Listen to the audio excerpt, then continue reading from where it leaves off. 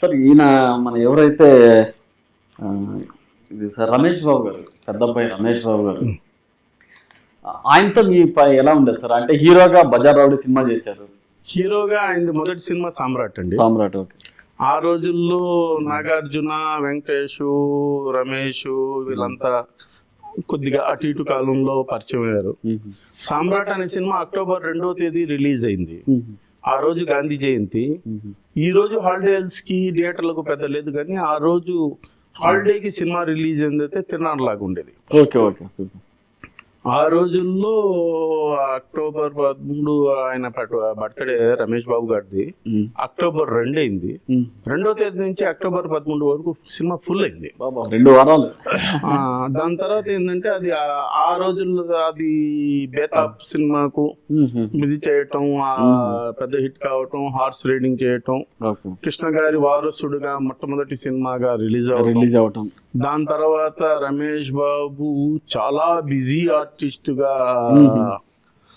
Bazar rowdy కానివ్వండి, నా ఇల్లే నా స్వర్గం గాని, ముగ్గురు కొడుకులని కృష్ణ గారి సపోర్ట్ తో గాని ఇలాగా చేసిన తర్వాత ఆయనకున్న ఇమేజ్ తో ఆ రోజు రాజేంద్ర గారు మరో చరిత్ర, సాహస చరిత్ర అని చెప్పి మరో చరిత్ర టైప్ లో ఒక సాహస చరిత్ర అని ఒక సినిమా డిజైన్ చేశారు టి రాజేంద్ర గారు.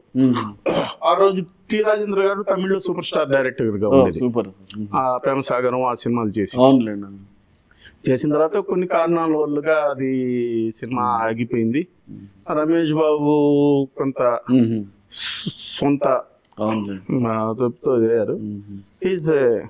కృష్ణ గారు ఎంత మంచివాళ్ళు ఈ టోటల్ కుటుంబంలో రమేష్ బాబు అంత మంచివాడు వ్యక్తిగతంగా.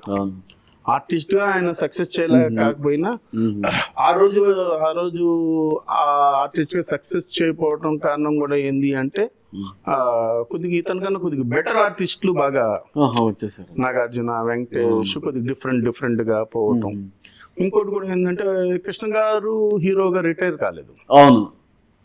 లైవ్ లో బాగా ఎనర్జెటిక్ గా ఉన్నారు. నేను కృష్ణాభిమానిగా ఎన్నున్నాను, నాకు కృష్ణ ఎన్నున్నా కృష్ణ కుడి చెయ్య.